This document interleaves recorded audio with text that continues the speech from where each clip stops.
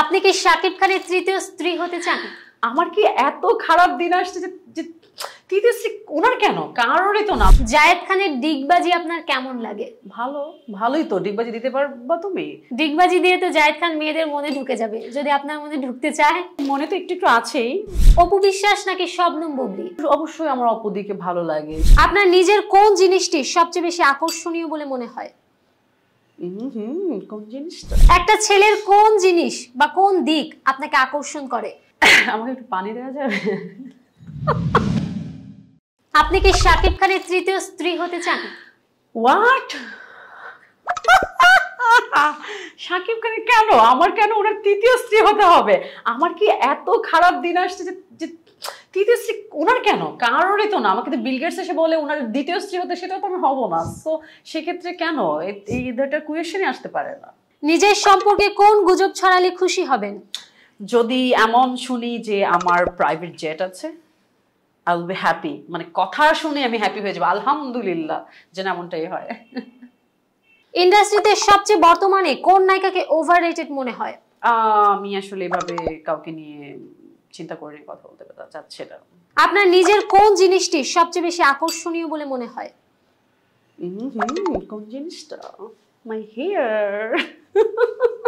একটা ছেলের কোন জিনিস বা কোন দিক আপনাকে আকর্ষণ করে? পার্সোনালিটি ফার্স্ট, তারপর হচ্ছে লুক, তারপর হচ্ছে পার্সোনালিটির মধ্যে হচ্ছে এডুকেশন ডেফিনেটলি। আর এডুকেশন ছাড়া একটা মানুষের পার্সোনালিটি ভালো হতে পারে না। আপনার বয়ফ্রেন্ডের নাম কি? আমাকে একটু পানি দেওয়া যাবে? নিজেকে আয়নায় দেখে কি বলেন? ওই যে কারিনা কাপুরের সেই ফেমাস ডায়লগ, তোমারি কোই হক नहीं बनती कि तुम इतना खूबसूरत लगो। মিডিয়ায় না আসলে কি করতেন? মিডিয়া না আসলে বিয়ে করতাম, বিয়ে করে সংসার টংসার করতাম। প্রেমের প্রস্তাব রিজেক্ট করেন কিভাবে? প্রেমের প্রস্তাব রিজেক্ট কি করে করি? প্রেমের প্রস্তাব আসলে লাস্ট কয়েক মাস ধরে আসলে রিজেক্ট অটোমেটিক হয়ে যাচ্ছে। হ্যাঁ, কয়েক মাস না, 1-2 মাস ধরে লাস্ট আমার ভিডিওস কয়েকটা এত বেশি ভাইরাল হয়েছে। হ্যাঁ, সো সেই জায়গা থেকে everybody knows I have a boyfriend. So এখন অটোমেটিক অনেকে প্রস্তাবটা মানে হয়তো ওদের মন ভেঙে গেছে। সো এর আগে যে জিনিসটা হতো ম্যাক্সিমাম টাইম এটাই বলতাম, বয়ফ্রেন্ড আছে, কিছু করার নেই। আপনাকে কখনো কেউ রিজেক্ট করেছে? আমাকে রিজেক্ট হ্যাঁ করেছে।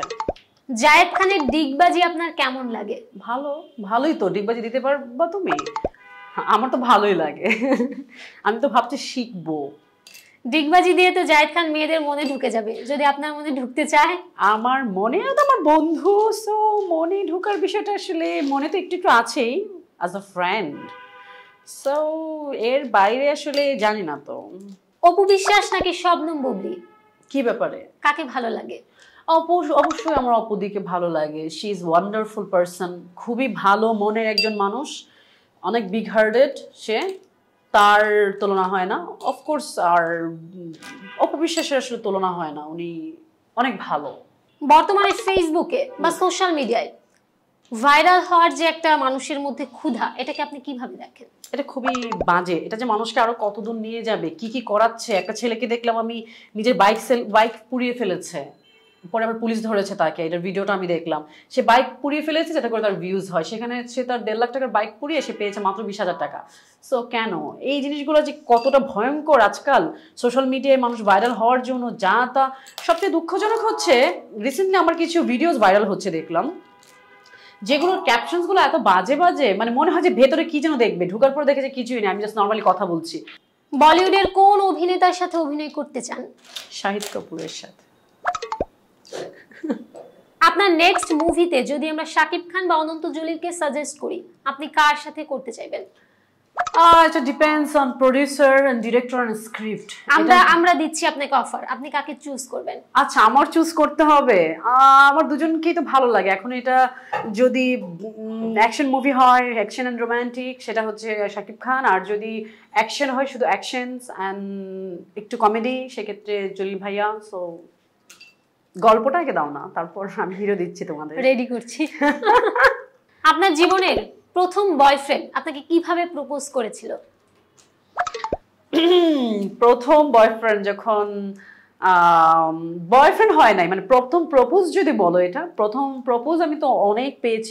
আমার রিলেশন হয়েছে আমি যখন ফার্স্ট কলেজে পড়ি, কলেজ শেষের দিকে আমার রিলেশনে আমি ফার্স্ট রিলেশনে গিয়েছি। সো এর আগে আসলে প্রপোজ অনেকেই অনেকভাবে করেছে, ফ্লাওয়ার্স দিয়ে, স্কুলে যখন পড়তাম তখন অনেকেই আমাকে প্রপোজ করেছে। সো অনেক ভাবে আমার খুব ফিল্মি ভাবে আমাকে মানে প্রপোজ করেছে। আপনি কি রোমান্টিক?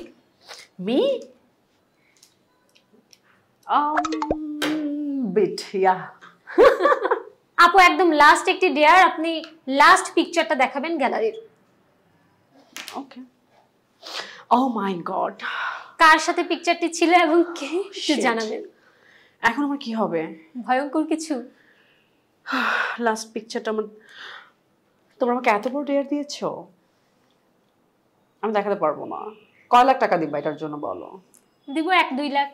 1-2 লাখে? আমি এটা তো এত বড় ডেয়ার দিয়েছো, আমি 1-2 লাখে এই পিকচার দেখাতে পারবো না। মিলিয়ন মিলিয়ন ভিউ দিব। মিলিয়ন ভিউ দিয়ে তো আমি শিট ম্যান, আমাকে তো তোমরা একদমই মানে কি বলবো বলো,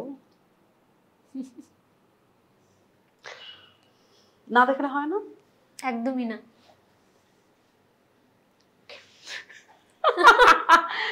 নাইস জোকস। আমার মাত্র ওর সাথে কাজ ছিল, সো তখনই আমাদের তোলা পিকচার এটা। ওকে আপু, থ্যাংক ইউ। ওয়েলকাম।